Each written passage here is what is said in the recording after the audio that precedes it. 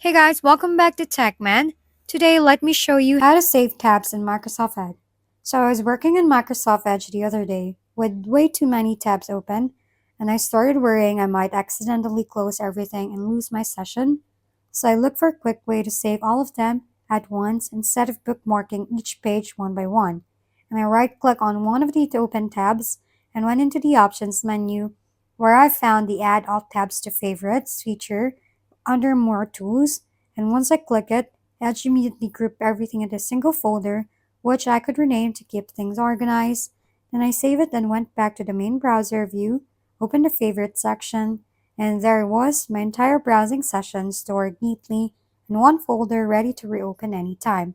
And honestly, it feels like a lifesaver because instead of losing track of everything or reopening pages manually, you can just click one folder and instantly restore your whole workflow exactly how you left it. If we've been helpful, kindly give us a thumbs up and don't forget to hit the subscribe and bell button for more contents. For any questions and suggestions, comment down below.